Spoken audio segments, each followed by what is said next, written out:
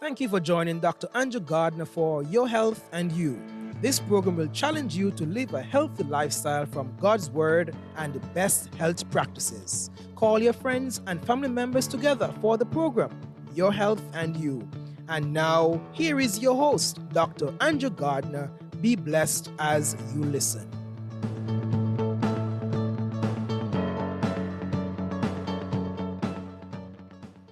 Good afternoon, everybody. Welcome again to our program this afternoon. In the house today with you, Dr. Andrew Gardner. I'm here with you on this program that we started last week, Your Health and You. So we're glad you can join us this afternoon. We're happy to know that you are in your homes and in your hearts, and we invite you to come in and join us on Facebook Live, online, on our radio station 101.5 FM. That's Second Advent Radio, 101.5 on the FM dial. So we're glad we can join this afternoon as we continue our discussion on Your Health and You. And we're so glad for the feedback we've gotten from those who listened last week. And today we have another intriguing topic for you. So sit back, relax, invite a friend. And let me say a big shout out to all our friends in Radio Lands, those of us in Antigua, yes, Antigua, the Base, and Barbuda, of course, and Montserrat. And of course, St. Kitts, Nevis. We want to say a big shout out to our friends in Nevis and also St. Kitts and Sister Myrtle Bailey Day in St. Kitts. I know she's listening. And Brother L.Y. Kelly and Sister Lashley in Nevis. I know you're over there. Ardent listeners to Second Hand Radio. So we want to welcome you. And we trust and pray that as you join us today, that God will inspire us and that we will gain much that will fit us. Not talking for this life, but for the life to come. And as usual, we're going to pray because we always commit this program in the hands of the Lord. So we're going to pray. So where we are, just bow our heads now. We're going to pray that God will guide us as we go to this program this afternoon. Loving Lord, how gracious you are, how good, how kind you are today. We thank you for traveling mercies. We thank you for the provision you have made to bring us here this afternoon on Second Advent Radio on this platform to spread the news, the good news about health to those in Radio Lands, those on Zoom, those on Facebook Live, those online. And we trust and pray that they be edified. Some things might sound a little bit challenging, but Lord, this is your truth. And we just pray that you'll accept it with open mind and that all of us will be healthy as a result. In Jesus' name we pray. Amen. Today, by way of revision, our topic for this afternoon is the chemistry of man. Yes, we're going to talk about the composition of man. But before we go into the composition of man, we just want to talk a little bit or give a little review because we always review what we did the time before. So it can be reinforced. And for those who may have missed the topic last week, we just want to do a short revision for a minute or two so you can have an idea as to what was said last week. Now, when we started, we talked about the fact that there are two healthcare systems that is available for us today. Two healthcare systems. We have the conventional side, yes, the conventional side, which comprise of the medical doctor, the hospital, and surgery, pharmaceuticals or drugs, and clinics and pharmacies. Now, these compose of the conventional side. And of course, before you get to the part of being a doctor, then you of course you have to go to school. So you go to one of the medical universities. So all that is in a package there, right? And then also we have the natural approach. And in the natural approach, we have the homeopathic doctor, we have the osteopathic, we have the chiropractor, and the naturopathic. All right? And they're all involved in healthcare. And this system limits the use of drugs and pharmaceuticals, and also it does minimum surgery. So on the natural side, the surgery basically is for accident and emergencies, right? And we recognize from what we did study last week that indeed there is room for both systems. So there is a place for both, all right? So we're not hitting any, or we're saying that the two different sides have two different approaches to healthcare. All right? And what we studied last week is that the conventional side now, they basically emphasize the issue of getting rid of symptoms so that they specialize in surgery and pharmaceutical. All right. Downside of that too is that they need to pay a little more attention to the root cause. All right. Pay a little attention to the root cause. So as you pay attention to the root cause, you could minimize the use of drugs sometimes, and you can also minimize the use of surgery. All right. So as we said, is that pharmaceuticals are there. Yes, it has its place, and basically, you could categorize pharmaceuticals for two main purposes, even though there are other purposes, right? And the two main purposes for the pharmaceuticals are one, pain control and infection control. And we did said last week that yes, it's important to have pain control because if you have a pain, of course, you need to control the level of the pain or the strength of the pain. And also, if there's infection, you also need to know that you can prevent or get rid of the infection so the infection doesn't cause further problem for you health wise. Now, on the convention side, there they use surgery as a corrective procedure for many situations. And of course, yes, we know there are many things that are done in the theater, yes, and some are important for us in terms of our health and for the best health. Now, as I said before, if you have an acute situation means therefore that it's a surgical situation that has to take place. So, for instance, if you have an acute appendicitis or you have an acute strangulated hernia, or if you were met in an accident and you have a lot of lacerations or broken bones and so on, it means therefore that you're a candidate for the theater or you need surgery. That's where you belong because you're in a position where you need to have yourself fixed up, and that's where the surgery comes in, and that's where the pharmaceutical comes in, where you need a surgeon to get rid of the um, to sew you up and stitch up. That's why sometimes if you get a cut and it becomes stale mean after a few hours.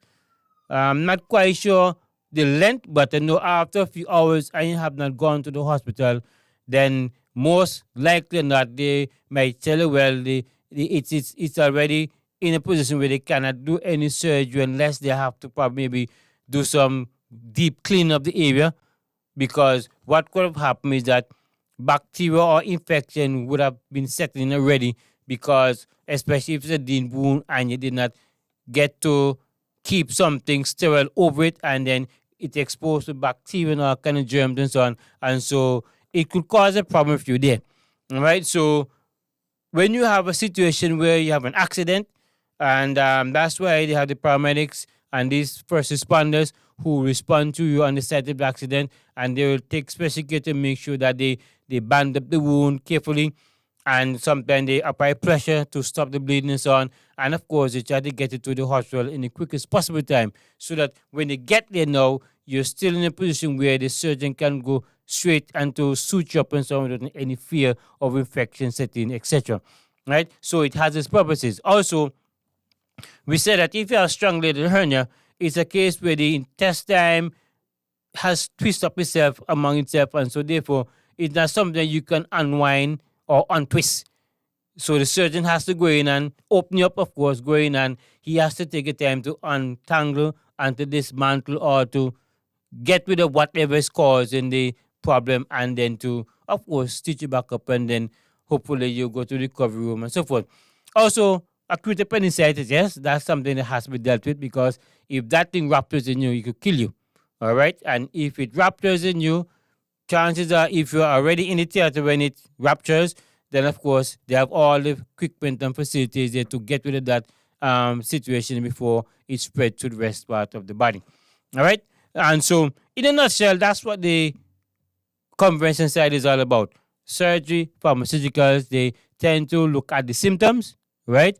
And they get rid of the symptoms. So you have a pain, and the first thing they might give you a checkup as usual. They may run through your history, and then after a while, depends on the situation, how They might send you to further tests, or they might say, well, you know what, maybe you have a slight concussion, or maybe your headache is due to XYZ, and they may prescribe some painkillers, right? And then they send you home, etc. Now, if they suspect that there might be something that's happening now, they may send you for further tests like blood work or X-rays, MRIs, CAT scan, and all ultrasound, and all these other things, to just to make sure that there's nothing happening inside the body that shouldn't be happening, right? And that's basically the approach of the conventional doctors, right? They have their position, they have their thing, they were trained for that, and so therefore they specialize in that. On the other hand, you have the natural approach, naturopathic doctors now. Their approach is from a natural standpoint. All right.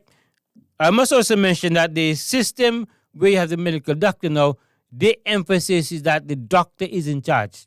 All right.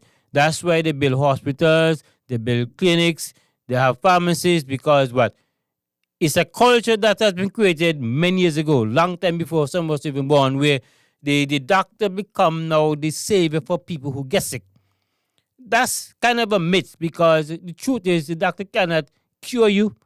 He might give you drugs to ease the pain, yes, but the truth of the matter is he has to first identify what is causing the pain. And then hopefully, if he could identify the cause, then he's able to not only give you the painkiller, but he can give you procedures or do things that will eliminate you having that problem again. All right? And so that's the emphasis basically. So they look at symptoms, they take care of the symptoms, and sometimes they overlook the cause of the problem. And sometimes there are some doctors, yes, who go through the length to make sure that they identify what is happening. And sometimes what they identify as a problem could be very challenging for the patient. And so they have to work with the patient to look at the best approach to healthcare and the best way to get the patient out of that situation. And of course, sometimes when you go to the doctor, your situation is far gone. In all due respect, yeah. Sometimes when you go to the doctor, by the time they go through all the tests and so on, and they come up with the final result, they discover that you have a terminal illness, or they discover that your body is really sick. Sometimes you go to the doctor and you ask about somebody who's there, and the doctor may say to you, well, look, the person is very sick.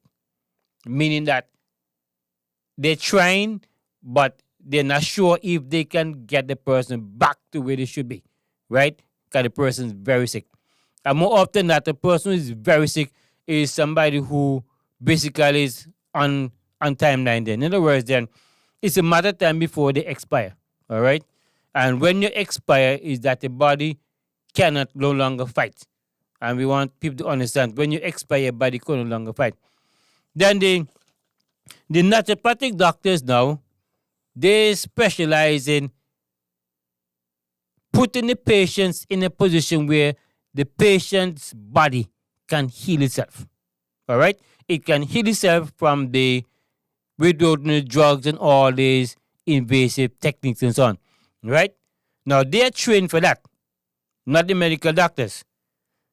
Their training doesn't afford for them to do what the medical doctor does, and the medical doctor training doesn't afford for them to do what the naturalist does, because it's two different approach. We may study the same books, we may study anatomy, physiology, we may go through all the different courses, that thing, but then the naturalist now approach to health now is to allow the patient's body to heal itself. All right? And as we go through our presentation, we're going to expand and show you how indeed the body heals itself, and to show you that the medication that you get don't really heal you. Sometimes the medication do more to offset your system than to bring it back into balance.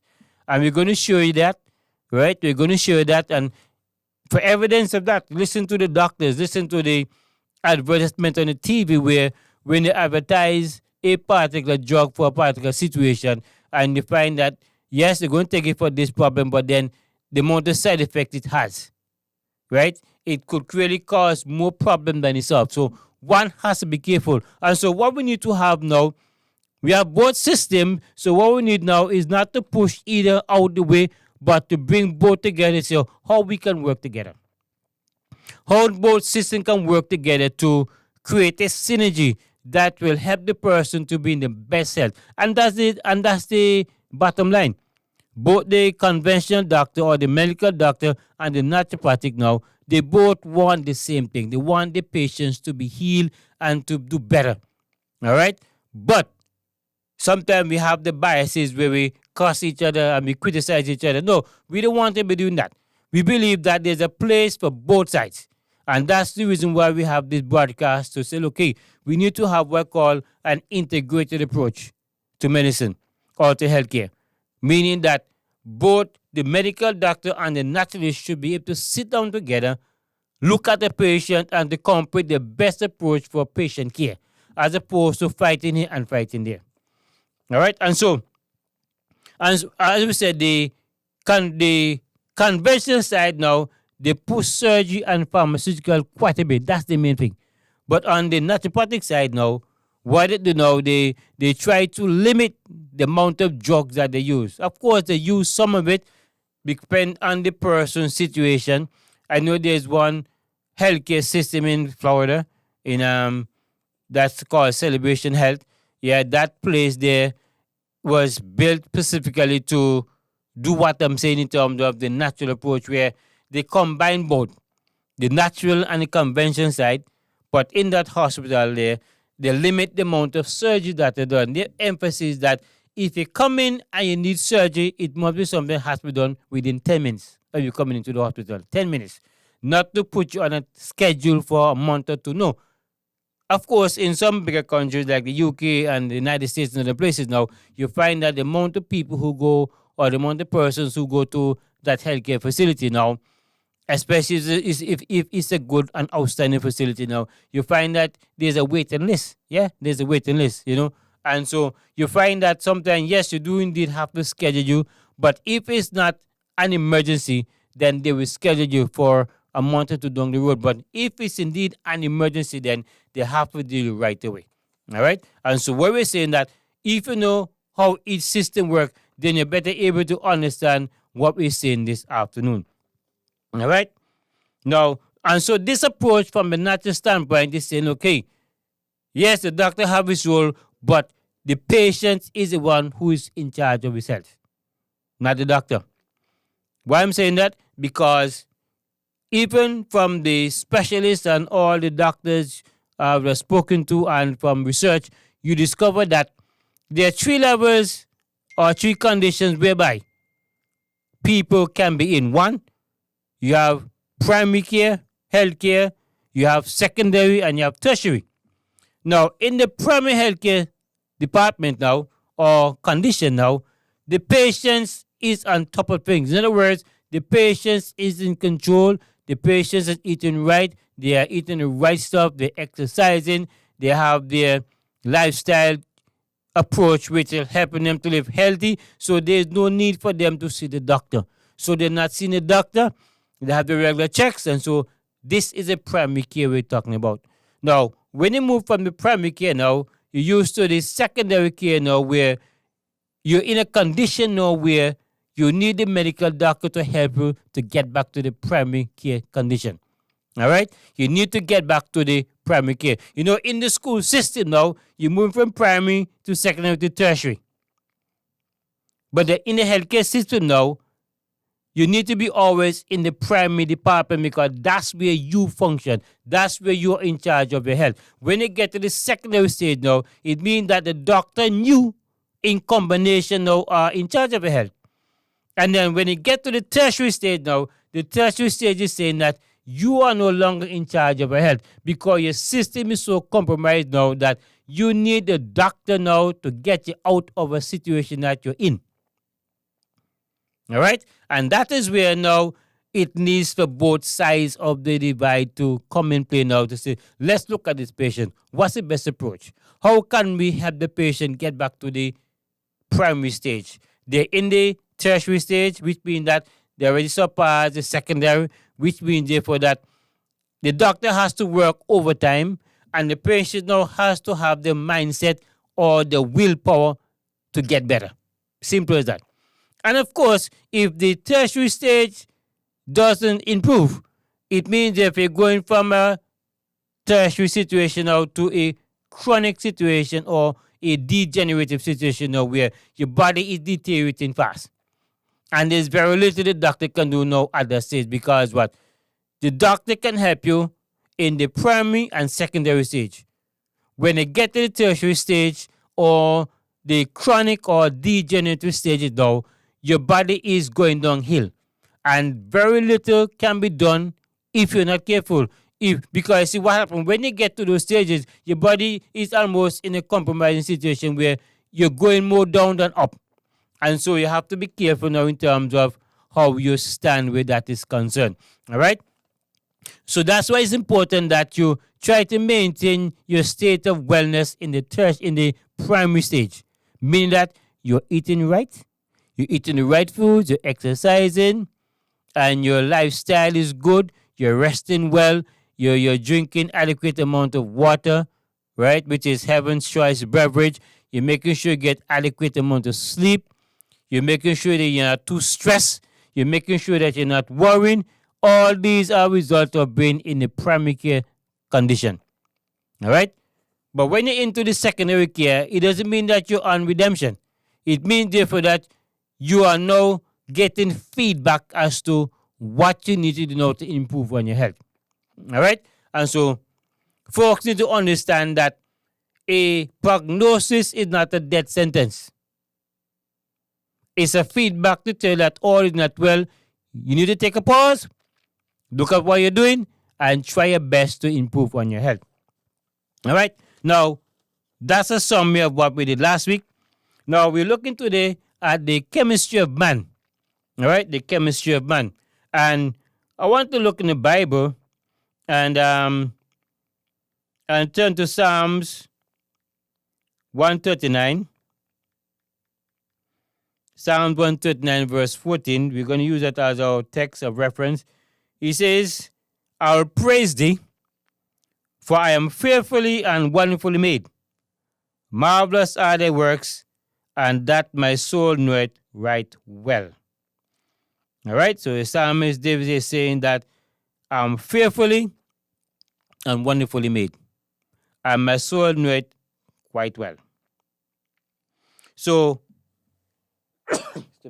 why did the psalmist he looked and he recognized that when you look at what God has done for him, he has been able to declare, I'm fearfully and wonderfully made, and my soul knoweth quite well. And also, in 3 John 2, the beloved John says, Beloved, I wish above all things that thou mayest prosper and be in good health, even as your soul prospers. My friends, for us to understand healthcare, we must first understand who we are. We were created in the image of God. God created us from the dust of the earth, and He breathed into our nostrils the breath of life, and we became living souls. Now, if God created us from the dust, and if God looked at the creation and said, Behold, it was very good, and He was satisfied with what He did, then we can't improve on that. Now, before God made man, God made provision for man. In other words, God created the environment that was best suited for man. So He created the Garden of Eden, and in the garden, God placed all the food man needed. And none of that food comprised of meat products. It was all fruits, nuts, and grains. That was made specifically for our bodies. Because God saw that this is what we need best for our bodies. So food, nuts, and grain. All right? Then after sin came in and the flood and so forth now, God added herbs, right? The herbs, the vegetables and so on to complement the fruits, nuts, and grains. And so in all that, God did not put anything there except what grows. So in other words, God placed us in the garden, which meant that our approach to healthcare should be from a plant-based approach, where we eat what we grow not what crawls on 4 feet and 2 feet and whatever it. All right? Now, there are many folks who might be quick to say, well, God gave permission to eat meat. Yes, He did. And you got to look at it in the context of why God gave it. Now, after the worldwide flood, all the vegetations were wiped out. And it became necessary now for man to eat. So God said, look, you can eat of these clean animals. But it was for a period. It was not something that should have continued up until this point. All right? But then you may ask the question then, why did God give man meat to eat? It's simple. There are two things that is at work here, God's will and God's permissive will. God's will is for us to eat a plant-based diet and be in the best of health. But then His permissive will now is allowing us to eat what we should not be eating. And then as a result, there are always consequences for not doing God's will. Now you may ask the question, why is God allowing me to do something that is not good? It's simple, because I want to do it. Now, the children of Israel were in Egypt bondage for 430 years. God took them out, asked Moses, go down, tell Pharaoh, let my people go. Yes.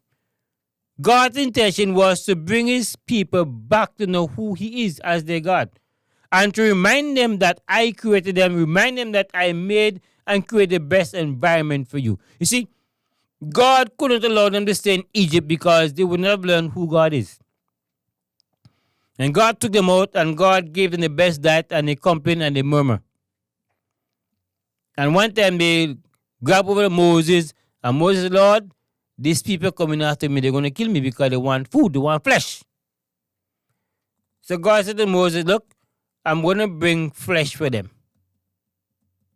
So gather the people, sanctify, and tomorrow they'll get flesh. And God gave them flesh.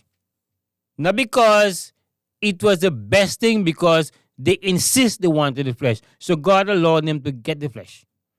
And what happened when they get the flesh? Some were dying fast because some were eating the stuff while the blood was still running. It wasn't cooked, it was raw, it wasn't safe to eat, and they die out there.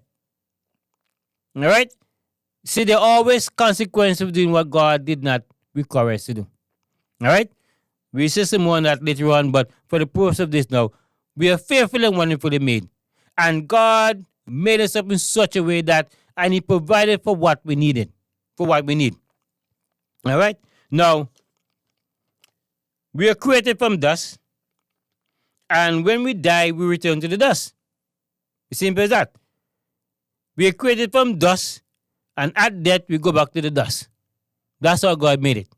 All right? So that when you are decomposed or you're decomposing, it means if the body is going to go back to the dust. So after a while now, if they come and dig up your grave, they won't find you. Why? Because you gone back to the dust. But one man couldn't find you. That is God, because He knows where you are. He's omnipotent. He's omnipresent. He's an all-powerful God. He knows where we are. All right? Now, we're talking about the chemistry man today.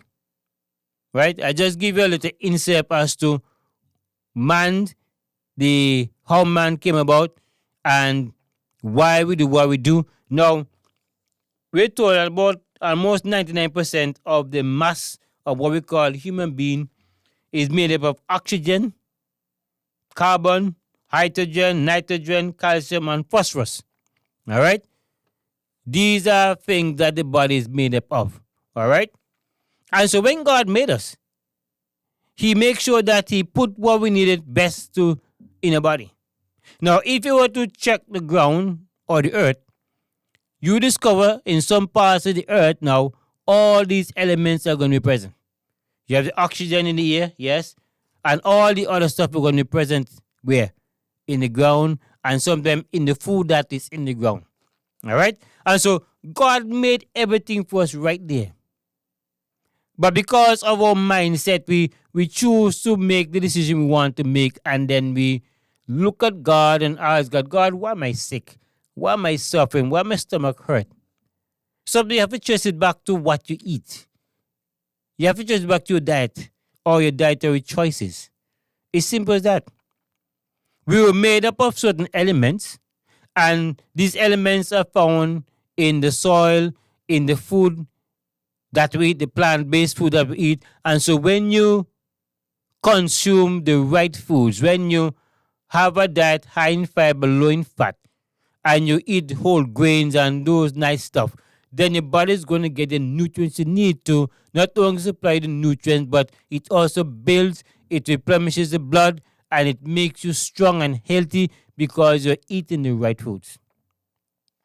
Now, some folks may get accustomed to eating meat products, but really and truly, when you eat meat products, what you're actually eating is secondary protein. For instance, like you eat the cow or the goat. I'm talking about the clean food and the clean animals, the grass you could be eating. The sheep, the goat, the cow. Now, these animals, they have several chambers. They have 2 and 3 stomach. We have 1. And so when the cow eat the grass, the animals that chew the cow, when they eat the grass now, all that grass goes into a compartment, not the right stomach yet, it goes to a compartment now. And so when the animal, the cow is filled and satisfied, what happens?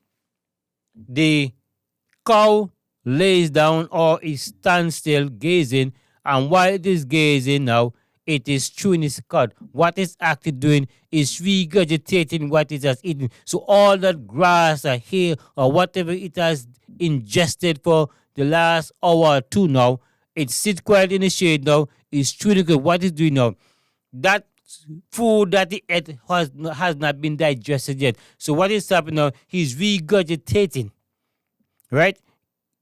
It is bringing back up what it has eaten, and so it's now going to the process of digestion now. All right? It's going to the process of digestion now. Unlike the cow now, the human body only has 1 stomach.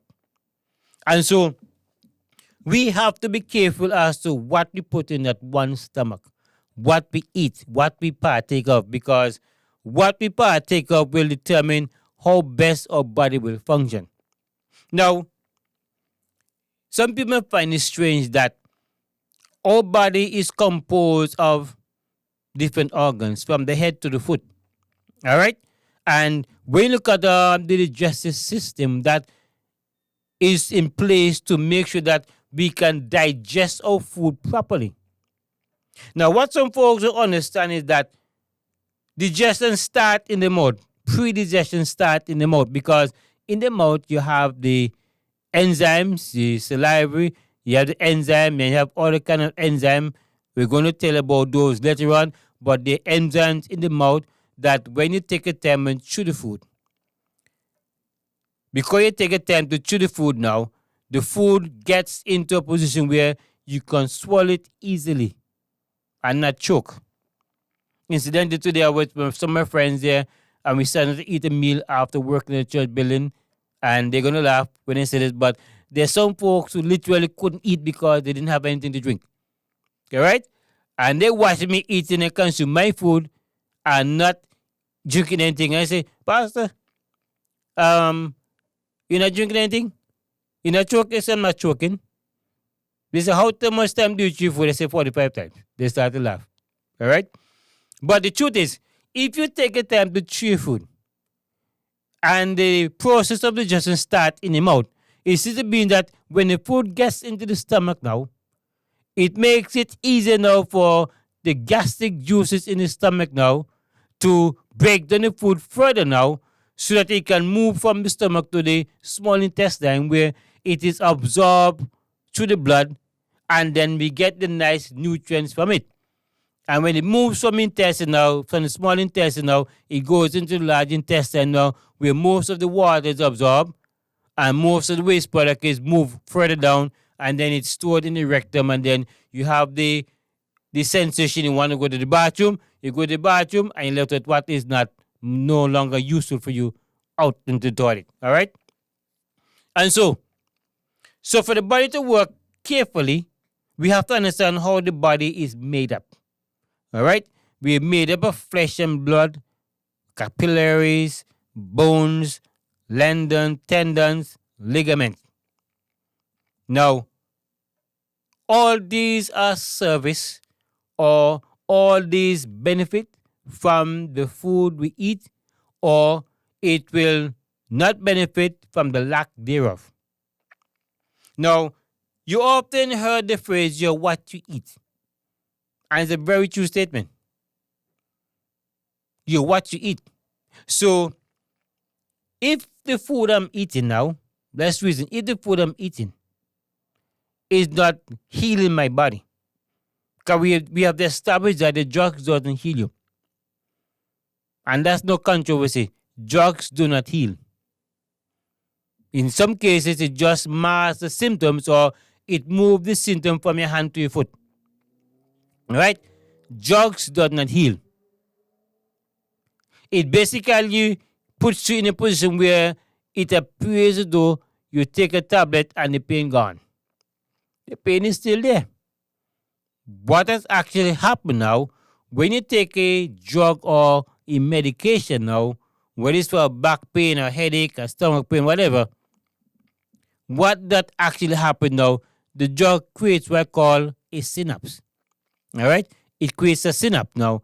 When it creates a synapse now, what is happening that the connection is broken. So the nerve endings now that is always together and will indicate that there's a pain someplace now. When the synapse take it's like the circuit is broken now. So it appears as though the pain is not there, but the pain is there, but you're not feeling it for a couple of hours. You're not feeling it for a couple of hours, right? And so the illusion is given that the pain is gone. But what happened? The prescription that the doctor gave you is for several days. And why is for several days? Because the doctor knew that the pain is not going to go away overnight. So he gave the prescription for maybe 7 days or maybe 3 days, 4 days, depending on the situation. Because he knows that the first tablet is going to wear off after a while. The second one is going to wear off after a while. And sometimes 2 weeks of medication wear off and you still have the pain. Which is evidence that the pain is still there. It hasn't gone. In other words, again, it come up to the point that maybe before, the root cause of the pain has not been addressed. All right? Sometimes the root cause may be addressed, but because of the intensity or the nature of the situation or the condition now, the pain seems to be more aggressive than anything else. All right? But we have to be careful now that we do not put ourselves in a situation where we find ourselves more unable to help ourselves. As we established before, the body heals itself. But the body must be put in a position where it can heal itself. All right? And how it heals itself? By the food we eat. The medication is in the food. That's how God made us. He made us to benefit from the food we eat, not from the animal. Right? We are grown accustomed to do our own thing, and because we like to do our own thing now, we challenge God by telling God, I prefer this diet as opposed to this one. God ain't going to stop you. But we're going to suffer the consequence of being disobedient. It's simple as that. There's no controversy. It's not bad talking. It's simply what is truth. You are what you eat. If you decide to eat a healthy diet, then it will show in your disposition, it will show in your features, it will be shown on your face, it will be shown in your whole body. Why? Because you have taken the time. One of the challenges we have when we talk about health is that most individuals do not want to take time for their health. The only time they try to take time for their health is when they go to the doctor and the doctor says you have a bad situation. Right? And sometimes they might say it's terminal. Sometimes they may say the big C. Another time, skip people more than when here you have the big C. Or they may say you're pre-diabetic or you're full-blown diabetic. And so worry started setting. All right? The doctor can do so much or no more. But in all these situations, you can get out of a situation if you want to, if you have the will to. There's nothing too far gone that you can't help yourself. Of course, you might get to the stage just if you don't practice to eat right. Now, if you go to the doctor and the doctor give you a recommendation of the kind of diet you need to eat, and then you refuse to follow those instructions, or he sends you to the dietitian or the nutritionist and they counsel you as to the right foods, and then you ignore all that and continue living how you want. After a while, your body is going to deteriorate, it's going to break down, and no amount of medication can bring it back. Yes, you can try your food, yes, it may work or it may not work, because if your condition is too far gone, not any food can bring it back. But you have to start to practice to eat the food and eat what is right from now. Your body ain't going to respond to the right stuff overnight. As a matter of fact, the difference between the convention side and the natural side is that what you're given from the convention side is supposed to be a quick fix or to work fast. Because everybody's living in a fast world, everything is fast, everything is moving fast. So therefore, I want to get with this pain very fast. But the naturalist is saying, hey, the cause of your pain suggests that you can't get rid of the pain overnight. Why? Because it takes time to deteriorate and it has to take time to rebuild. But most people don't want to take a time to rebuild because it's taking too long. But the truth is, over a period of time, your body has been deteriorating. And so now, you've reached a point now where you have to take a time to heal, because when you take a natural medication now, the medication is acting on the deeper tissues and all the deeper parts of the body. It has to feed all those deep pockets in the body. And as it feeds those pockets in the body now, it's feeding and healing at the same time. You see, the medication you take do not heal you from the outside in. It heals you from the inside out. So it means that it's taking care of all the deeper parts of the body before it gets to the surface. And as it's getting to the surface now, you find that the body is expelling or is getting rid of toxin. So you find that during the process of healing now, you may find that your body may break out in small sores, or you may find you have nauseation or tummy ache, or you may find you have a backache. That's how the body responds. Right? But what is happening that the body is healing itself. And sometimes when the body heals itself now, the symptom goes in reverse order. So it appears as though you're getting worse. You're not really getting worse, you're getting better. But sometimes the process of healing takes time. And because of how far you have gone, it means that the body is taking more time and is doing more to get you back in shape. And that's why it's important for us to understand that healing doesn't take place overnight. No, healing doesn't take place overnight. Healing takes place over a period of time. As a matter of fact, one doctor was giving a history of a patient he had some years ago. And when he checked the patient out, he told the patient that your condition is so bad, it's going to take you almost a year before you get better. And she got upset with the doctor. The doctor asked her, why are you getting upset? She said, Doc, I can't wait that long. He said, but your body condition suggests that that's how long it's going to take. All right? And most folks don't want to take the time to heal. Why? It's a quick fix. I need to get back and to do another phone call. I need to get back and go on a trip. I need to get back and do something. I need to go to the office. Yes, all that is important. But your health is even more important. And so, my friends, we are winding down. And today, all I'm saying to us is that we are fearfully and wonderfully made. And because we're fearfully and wonderfully made, we need to take care of this body that God has lent to us. We are stewards of our body, stewards of our health. And God expects us to do what is right. If you don't live right, you can't expect your doctor to get you right. No. We say the doctor can't get you better. All what the doctor will do is try to get you back in a position where your body now heal itself. All right? And frankly speaking, I've been talking to some folks in recent days and they're complaining about the fact that they're given certain medication and the doctor is telling them upfront what the medication is going to do. the medication is going to cause problem for the kidneys. Yeah, and that's nothing new. A lot of folks who having issues sometimes it's because of the medication. Because the medication gives you some guidelines. And see, what you need to do, folks, when you get a prescription from a doctor, ask him about the medication, or you go online, get a medical book, a physician reference book, and you even go on Google and type it in, and you discover the medication and the side effects it will have. And you can see all the side effects. Some are heart problem, some are kidney problem, some are liver problem. All right? And so I'm saying, yes, they say all medication has side effect. Yes, that's true. That's why we need to limit the amount of medication we ingest. Learn to allow the body to heal itself with medication.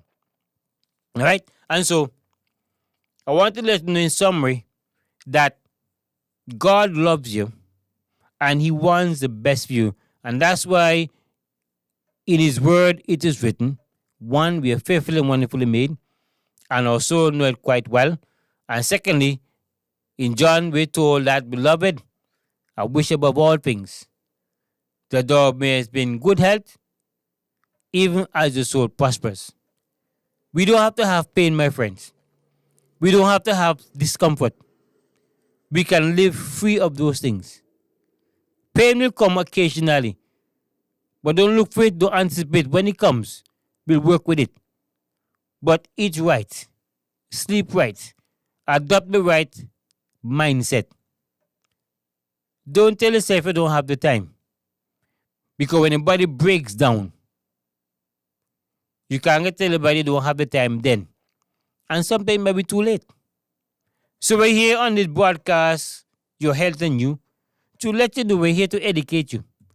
We're not here to take it from your doctor. You can go to your doctor still and ask the doctor about what I'm telling you. So right in what I'm telling you, ask him about it. And he's going to give you an honest answer. I have no doubt about that. And so, as you go to this week, as you go to the rest of your days, I want you to keep in mind these few words that I've uttered this afternoon about your health and you. And when we continue next time, we're going to continue to give you all the makeup of the body.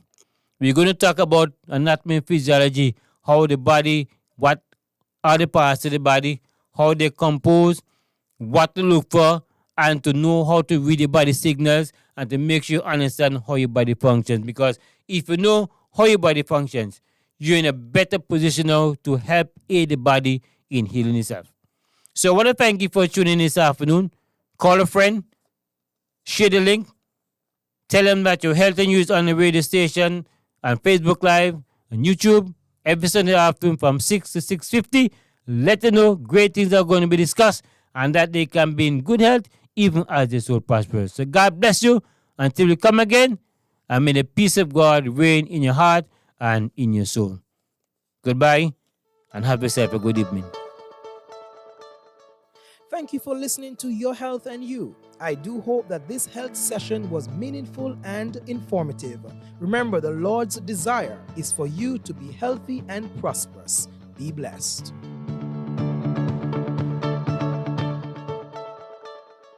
Thank you for listening to Your Health and You.